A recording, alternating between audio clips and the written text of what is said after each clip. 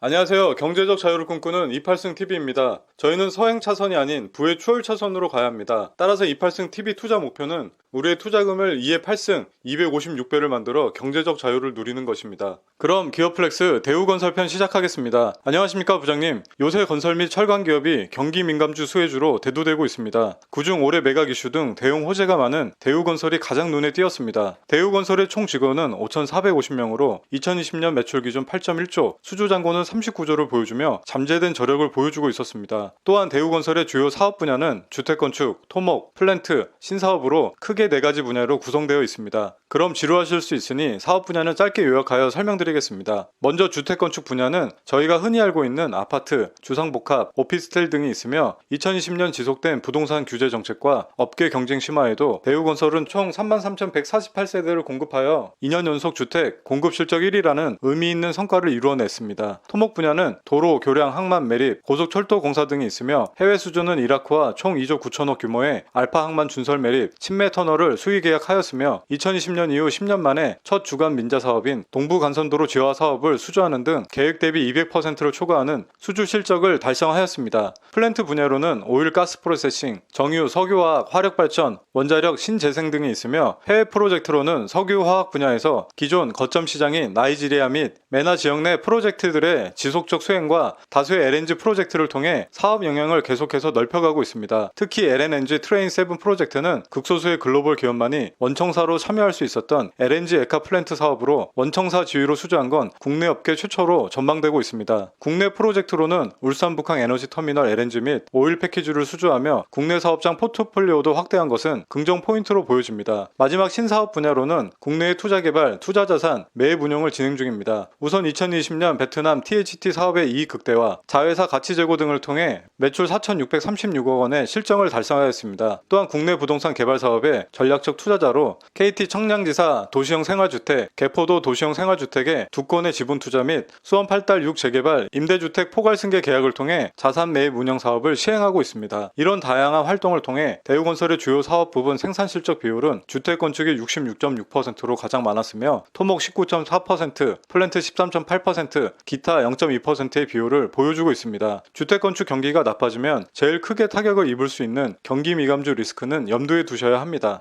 그렇다면 왜 대우건설이 다른 건설사보다 제 마음에 더 드는지 한번 생각해봤습니다. 먼저 산업은행이 올해 안에 대우건설 매각 진행이 순조롭게 진행될 거라 생각합니다. 현재 중국건설, 중국공정총공사, 스카이레이크 인베스트먼트 컨소시엄, 사모펀드 한행컴퍼니가 인수 의사를 내비치고 있습니다. 게다가 아부다비 투자청까지 최근 대우건설 인수 의향을 밝혀 대우건설은 더욱 주목받고 있습니다. 아부다비 투자청은 중동의 650조 규모의 국부펀드로 만약 대우건설을 인수한다면 중동의 플랜트 건설, 원자력 건설 수주를 모두 휩쓸 가능성이 클 것으로 전망됩니다. 인수 가격은 현재 2조 원 안팎으로 거론되고 있으나 아부다비 투자청의 자금력이라면 3조 이상 베팅도 기대해봐도 좋을 것 같습니다. 다음으로 현재 한국과 미국은 원자력 공동 해외 진출에 전격 합의했습니다. 원전하면 두산중공업 또한 다시 주목받겠지만 대우건설도 국내 유일의 중수로 방식인 월성원전 3, 4호기 주설비 공사와 한국형 경수로 방식인 신월성원전 1, 2호기 주설비 공사를 수행하며 국내 최고 수준의 기술 경쟁력을 입증했습니다. 특히 월성원전 1, 4호기를 위해 설치한 삼중수소 제거 설비는 대우건설의 차별화된 원자력 기술력은 두각을 더 나타낼 전망입니다. 삼중수소는 미래의 무한 대체 에너지원으로 평가받는 핵융합 발전의 중요한 자원으로 활용될 수 있습니다. 대우건설의 성공적인 월성원전 삼중수소 제거 설비 시공은 우리나라가 국제 핵융합 실업 프로젝트에 가입하는데 결정적인 역할을 했다고 하니 이 부분도 긍정 포인트로 보여집니다. 마지막으로 대우건설은 첨단 핵물리 응용 분야 연구시설에서도 다양한 시공 경험을 축적했습니다. 미국, 일본에 이어 세계에서 세 번째로 제작된 양성자 가속기 연구센터도 대우건설의 작품입니다.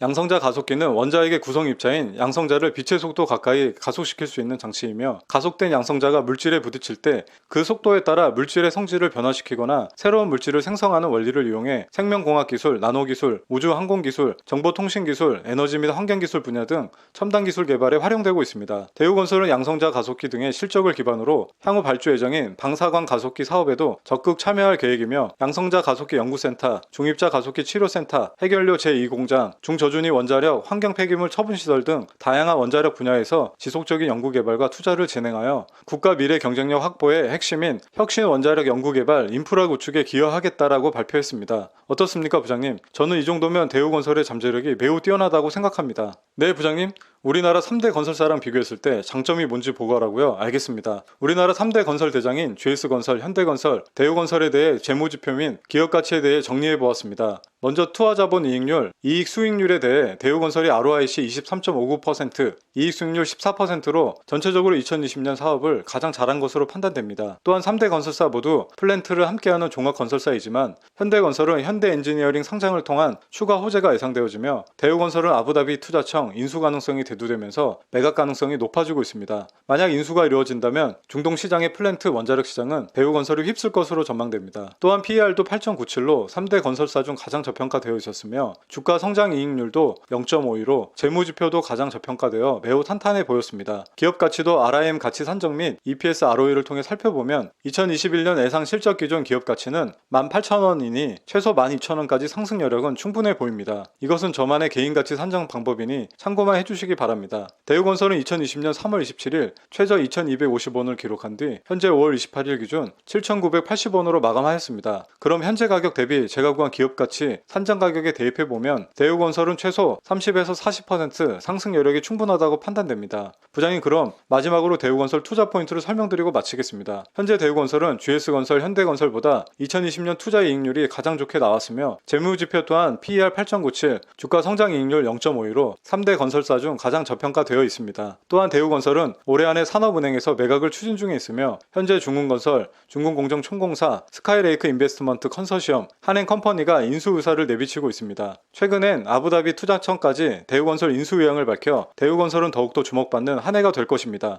만약 아부다비 투자청이 인수한다면 중동의 플랜트 건설 원자력 건설 시장을 모두 대우건설 독차지가 되지 않을까 생각합니다. 또한 최근에 한국과 미국은 원자력 공동회의 진출에 전격 합의에 따른 국내 원자력 시공 능력을 갖춘 대우건설의 원자력 기술력이 더욱 두각을 나타낼 전망입니다. 특히 삼중수소 제거 설비는 대우건설의 차별화된 기술력으로 미래의 무한 대체 에너지 원으로 평가받는 핵융합 발전의 중요한 자원으로 활용될 수 있습니다. 가장 큰 리스크로는 역시 경기 민감주의다 보니 건설 시장이 급격히 침체한다면 주택 사업 비율이 높은 대우건설의 매출 및 성장성에 큰 임팩트를 줄 수 있는 점은 항상 염두에 두셔야 하겠습니다. 그래도 올해 대우건설의 실적 개선세가 뚜렷하며 대선 핵심 정책 예정인 원전 건설 부분을 생각한다면 당분간 건설주의 날씨는 맑음으로 생각됩니다. 부장님께서 냉정하게 한 번 더 리뷰해 주시고 부장님 최종 투자 선택에 좋은 가이드가 됐으면 좋겠습니다.